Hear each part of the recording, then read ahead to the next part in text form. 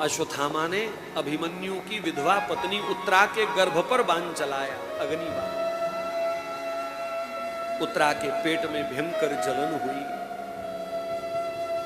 एक ही चिंता बार बार उसको सताने लगी कि मेरे पति तो चले गए, अगर कल को वो मुझे पूछेंगे कि मैं तुम्हें एक निशानी दे गया था, वो कहां गई, तो क्या जवाब दूंगी उसको? कि मैं इस वंश की द्रोहर को भी संभाल ना पाई, इतनी कमजोर निकली। पेट जल रहा है उस बाण से और अपना पेट पकड़े हुए वो भागी है। शमशान भूमि से पांडव और श्री कृष्ण लौट रहे हैं।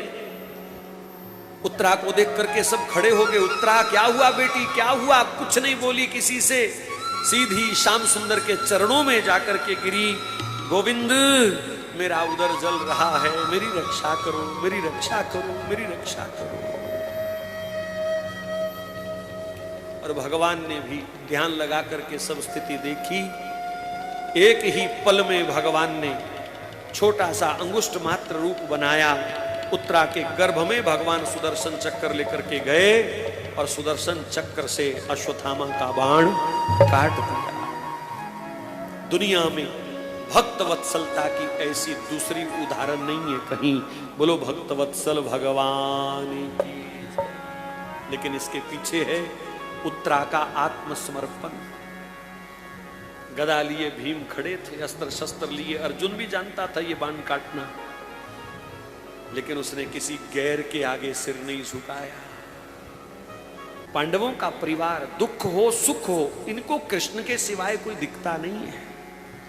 सुखावसाने दुखावसाने, जीवन के ये दो पहलू हैं। सुख और दुख की नदी है जीवन, दो किनारे सुख और दुख, और दोनों किनारों पर जिसको अपना गोविंद दिखाई दे रहा है, सफल जिंदगी तो उसी की है। कहां कहां कलयुगी बाबाओं के चक्कर में घूमते हैं, तांत्रिक मांत्रिक कोई छोड़ा नहीं जीवन में। यहां भटक वहां भटक, गड़े मुर्दों तक की पूजा करते हैं महाराज लोग। पता नहीं क्या मिल जाएगा, क्या मिल जाएगा। सावधान, अगर राम से, कृष्ण से, हनुमान जी से, शिव मां भगवती दुर्गा से आपका कोई संबंध है, मैं फिर कहूं अगर इनसे कोई संबंध है तो खबरदार किसी गैर के आगे गिड़गिड़ाए तो।